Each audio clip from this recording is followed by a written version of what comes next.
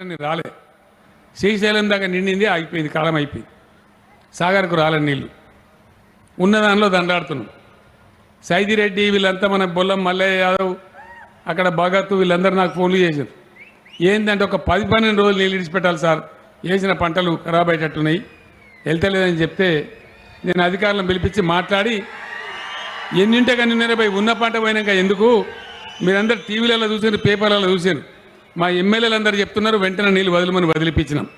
అట్లనే సైదిరెడ్డి గారు కోరిండి ఇప్పుడు మళ్ళొక్క వారం 10 రోజులు ఇవ్వాలి, మొత్తం గడకెక్తామన్నాడు.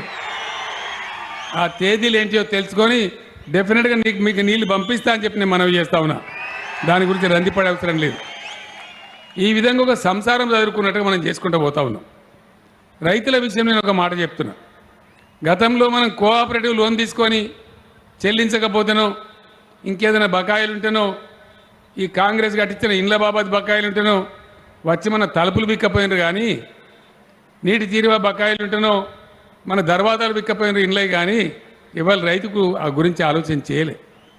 రైతు బంధు అనే పదాన్ని ఈ ప్రపంచంలోనే పుట్టించిందే కేసీఆర్. ఎందుకంటే ఉన్నోడు ఉన్నాడు, లేనోడు ఉన్నాడు, నీళ్ళు వచ్చిన వాళ్ళు ఉన్నారు, నీళ్ళు రాలోళ్ళు ఉన్నారు. తెలంగాణ వచ్చిన రోజున మనం చెట్టుకోడు గుట్టకోడు అయినాం, వలసలు పోయినాం, చాలా బాధలు పడ్డాం. కరెంటు లేదు, మంచినీళ్ళు లేవు, సాగునీళ్ళు లేవు, అనేక బాధలు పడ్డాం. కాబట్టి మళ్ళా దరికి రావాలి, పల్లెలన్నీ మళ్ళా చల్లబడాలి, పచ్చబడాలి, పంటలు రావాలని చెప్పి ఆలోచన చేసి రైతు బంధు అనే స్కీమ్ తెచ్చినాం. ఆ రైతు బంధు మంచిది, చాలా లాభం జరిగిందని ప్రముఖ వ్యవసాయవేత్త స్వామినాథన్ గారు నన్ను పొగిడిండు, నన్ను వచ్చి మెచ్చుకున్నాడు. హైదరాబాద్ దాకా వచ్చి యుఎన్ఓ యునైటెడ్ నేషన్స్ ఆర్గనైజేషన్ కూడా పొగిడింది. కానీ ఒక ఉత్తమ్ కుమార్ రెడ్డి మాత్రం నన్ను తిడుతున్నాడు. రైతు బంధు మంచిది కాదట, ప్రజలు కట్టే అమూల్యమైన ట్యాక్సులు కేసీఆర్ దుబారా ఎత్తాడు. నేను దుబారా ఎత్తున్నాను, నేను ఒక్కనే మింగుతున్నాను రైతు బంధు అంతా. రైతు బంధు ఉండన్నా తీసేయన్నా? ఖచ్చితంగా ఉండన్నా? రైతు బంధు ఉండాలంటే శైలి అవ్వడాలి దయచేసి. ఈ శైలు ఇయ్యాల లేచుడు కాదు, నవంబర్ 30 తారీఖు నాడు గుద్దితే పోలింగ్ బాక్సులు వలిగిపోవాలి, అంతేనా?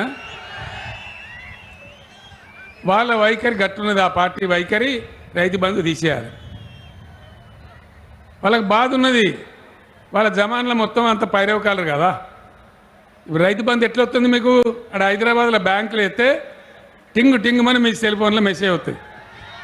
బ్యాంకులో పోయి చూసుకుంటే పైసలు ఉంటాయి, మీ ఇష్టం ఉన్నట్టు వాడుకోవచ్చు, అంతే కదా. ఇంకా ఎంత దొంగలంటే ఎంత చాలా గలీజ్ అంటే, కేసీఆర్ నువ్వు ఎరువు బస్తాలు ఇస్తాను కదా ఇక్కడ బాయ్ అని ఒకటి సోషల్ మీడియా పెడతాడు. నేను బాగా విచారించే టైంలో రైతులకు ఎరువు బస్తాలు ఇద్దామా, ఏ విధంగా ఇద్దామంటే అశోక్ గులాటి అని చెప్పి ఒక వ్యవసాయ శాస్త్రవేత్త ఉన్నాడు, ఆయన చెప్పిండు నాకు ఏం చెప్పినాడంటే, నిజంగా కేసీఆర్ గారు మీరు రైతుల మేలు కోరి మీరు తప్పిస్తున్నారు కాబట్టి మీరు ఒక పని చేయాలి అని. ఏం చేయాలంటే, నువ్వు రూపాయి ఇస్తావా, 1000 ఇస్తావా, 2000 ఇస్తావా నాకు సంబంధం లేదు, నీ ఖజానా శక్తి ఏందో నాకు తెలియదు, ఏది ఇయ్యదలుచుకున్నా మంచిదే, డైరెక్ట్గా రైతుకు డబ్బు ఇయ్యి, ఆ డబ్బుకు రైతు యజమాని కావాలి. ఎందుకంటే ఒక రైతు ఏమో ఇత్తనాలు కొనుక్కోవచ్చు, ఒక రైతు పురుగుల మందు కొనుక్కోవచ్చు, ఒక రైతు ఇంకో రైతుకు ఎరువు బస్తాలు ఎక్కువ ఉంటే పోయినసారి తెచ్చుకునే ఉంటే అవి ఇంట్లో ఉంటాయి అని వేరే కొనుక్కోవచ్చు, లేదా కూలికి వాడుకోవచ్చు, లేదా ట్రాక్టర్ కిరాయికి వాడుకోవచ్చు. రైతుకు ఫ్రీడమ్ ఉండాలి, అప్పుడు రైతు దాన్ని కరెక్ట్గా వాడతాడు, నువ్వు అనుకున్న పంటలు పండితే నీ కళ నెరవేరుతుందని చెప్పిండు. నిజంగా అదే పద్ధతిలో రైతు బంధు పంపిస్తూ ఉన్నాం. ఇలా మీరేం చేసిండ్రు? కేసీఆర్ కళను నిజం చేసినటువంటి మొగోళ్ళు మునగాలు నా తెలంగాణ రైతులని నేను మనవి చేస్తూ ఉన్నా. ఇవాళ నేను గర్వంగా చెప్తా ఉన్నా, పంజాబ్ తర్వాత 2వ స్థానంలో ఉన్నాం ఇండియాలో. 3 కోట్ల టన్నుల ధాన్యం పండిస్తూ ఉంది తెలంగాణ. అంతకుముందు మనకు 30 లక్షలు 50 లక్షలు వండే కాడ 3 కోట్ల టన్నులు దాటినాం. ఇంతకీ గిఫ్ట్లోకి కుసగొట్టుకున్న పనులు కంప్లీట్ అయితే 4 కోట్లకు పోయి పంజాబ్ను కూడా దాటి పాడిస్తాం మనం, ఇండియాలో నంబర్ 1 అవుతాం. ఇక ఈ పని చేసినా మేము, ఇక దీన్ని ఒకడు నల్లగా ఉన్నదంటే ఒకడు తెల్లగా ఉన్నదంటే ఏం మాట్లాడతాం దీనికి మనం? కేసీఆర్ను వ్యక్తిగతంగా తిట్టుడు ఇదా పద్ధతి? ఇది రాజకీయమా? ఇక ఇది జరుగుతుంది. అందుకే నేను కోరేది పార్టీల వైఖరి. రైతు బంధు వద్దని నాయకుడు కావన్నా రైతు బంధు ఉండాలనే సైదిరెడ్డి గవర్నర్ దయచేసి నిర్ణయం చేయాలి. తీర్పు చెప్పాలి మీరు. హుజూర్నగర్లో ఉత్తగా తమాషా కాదు, సీరియస్గా తీసుకోవాలి. అదేవిధంగా ఇంకొక ఆయనేమో ఎందుక వేస్ట్ చేస్తాడు కరెంటు, 24 గంటలు ఇస్తాడు కేసీఆర్, వేస్ట్ ఉంటాడు. 3 గంటలు ఇస్తే చాలు అండి. ఏం చెప్పాలి నేను, నాకు అర్థం. నువ్వేమన్నా దున్నేవా పొలము ఎకరం అంతే ఉన్నదా ఏమన్నా? నేనేమో కాపని, నేను కూడా నాకు వ్యవసాయం ఉంది, నేను పారిస్తా. బోర్లు వేసిన, నేను 27 బోర్లు వేసిన నా పొలం కాడ.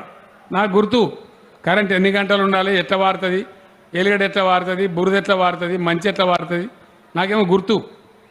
నీకు వ్యవసాయం లేదా, ఎద్దు లేదా, హైదరాబాద్లో ఎయిర్ కండిషన్లు ఉంటివి, 3 గంటలు చాలనే పడుతుంది. 3 గంటల కరెంట్ సరిపోతుందా? 24 గంటలు ఉండాల్సిందేనా? ఉండాలంటే వాళ్ళు చేయలు లేవటాలు దయచేసి. ఇక కెమెరాలు కూడా జర అక్కడ చూపెట్టండి, మా వాళ్ళని చూపెట్టండి. లోకం ఏమంటారో తెలవాలి లోకానికి. ఇక ఇదో కథ. ఇక రాహుల్ గాంధీ వీళ్ళ నాయకుడు, కాంగ్రెస్ వాళ్ళ నాయకుడు, ఆయన ఏమన్నా నాగలి దున్నిండో మరి ఆయనకైనా పొలం ఎద్దు వ్యవసాయం ఉన్నదో లేదో నాకు తెలియదు, కానీ ఆయన మాట్లాడుతున్న ధరను తీసేయాలి. ఇలా ఒక మాట మీద దయచేసి రైతాంగం, హుజూర్నగర్ ప్రాంతంలో ఎక్కువ రైతులు ఉంటారు కాబట్టి నేను చెప్తా ఉన్నాను. ధరని ఎందుకోసం తెచ్చినాం మేము?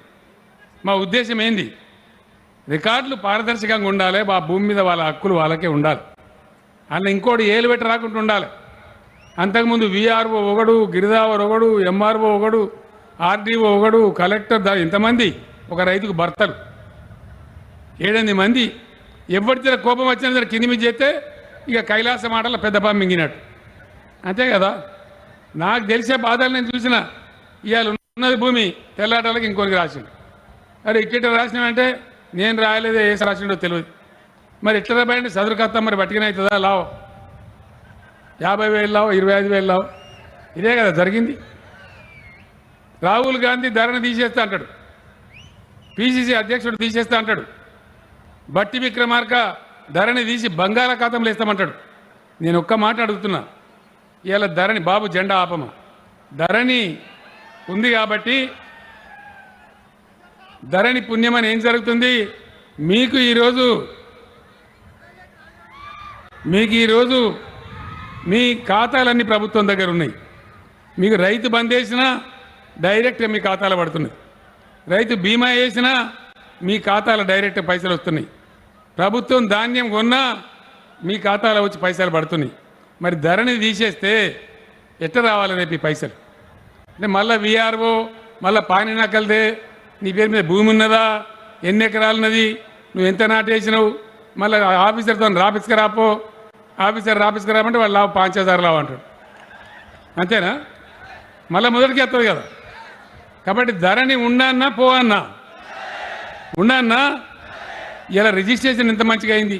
ఇవాళ మండలంలో వాళ్ళు రిజిస్ట్రేషన్ ఇంకా పట్టా ఎంత జల్దీ అవుతుంది, అదే రోజు అవుతుంది, గంట లోపలనే అదే రోజు పట్టా అవుతుంది, ఆన్లైన్ వస్తుంది. మీ పిల్లలు అమెరికాలో చూసుకోవచ్చు, లండన్లో ఉన్న చూసుకోవచ్చు. ఇంత మంచి సదుపాయాన్ని రైతులకు హక్కులు ఏం చేసినాము? రైతుల యొక్క భూ రికార్డుల మీద ఇంతకుముందు గవర్నమెంట్లో అధికారులకు లేదా మంత్రులకు ఉండేది అధికారం, దాన్ని తీసి మేము ప్రజలకు ఇచ్చినాం, మీకు ఇచ్చినాం.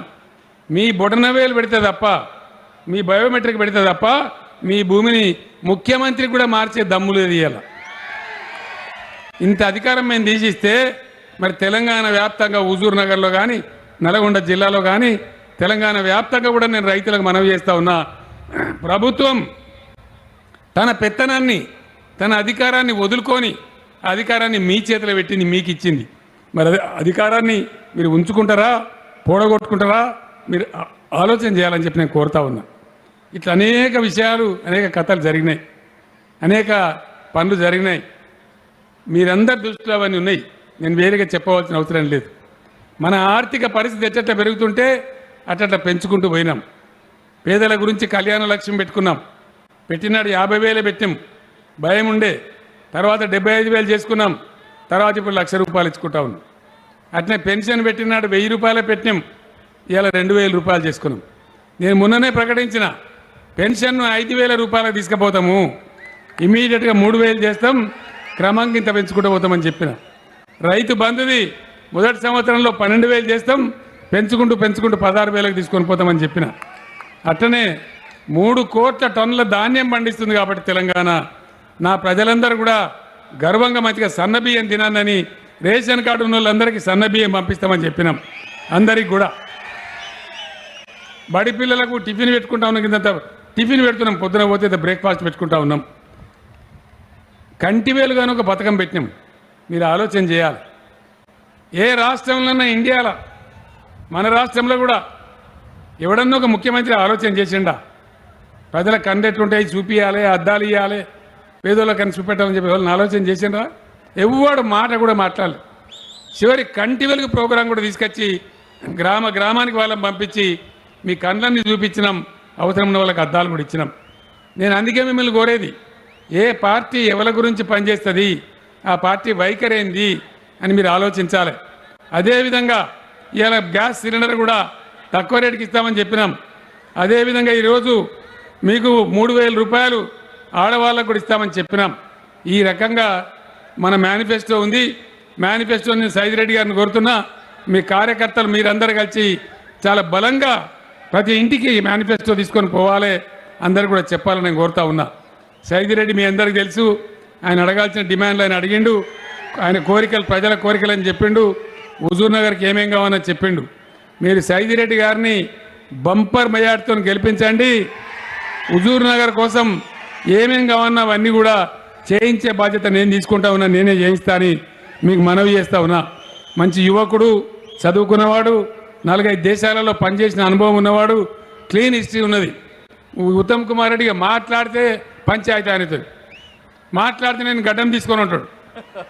అరే నువ్వు గడ్డం తీసుకునే మాకేం తీసుకోపోతే మాకేం నాకు అర్థం కాదు. అంతే కదా, నేను శపథం కడతా అంటాడు. నీ శపథాలు కాదు, ఇక్కడ కావాల్సింది ప్రజలకు పని కావాలి, ప్రజలకు నీళ్లు కావాలి, ప్రజలకు కరెంటు కావాలి. ఈయనెవరో ఆయనెవరో శపథం పడితే అది కాదు ముఖ్యం. అందుకోసం చదువుకున్నోడు, యువకుడు, భవిష్యత్తున్నోడు సైదిరెడ్డి గారి కారు గుర్తు కొట్టేసి గెలిపించండి. నేను మీ హుజూర్ నగర్ డెవలప్మెంట్ బాధ్యత నాది. ఆ లిఫ్టులు కానీ, ఆ లైనింగ్ కానీ అన్నీ కూడా చేయించే బాధ్యత నాది. మీకు ఇక్కడ ఇండస్ట్రియల్ పార్క్ కూడా కావాలన్నారు, తప్పకుండా మీకు మచిలీపట్నం పోర్టు కూడా దగ్గర ఉంది. అవన్నీ విషయాలున్నాయి, మంత్రి గారితో మాట్లాడి అవన్నీ కూడా నేను ఏర్పాటు చేస్తాను మనవి చేస్తూ, ఇంత పెద్ద సంఖ్యలో వచ్చి మంచి ఓపికతోని సైలెంట్గా నా ఉపన్యాసం విన్నా మీ అందరు కూడా ప్రతి ఒక్కరికి ధన్యవాదాలు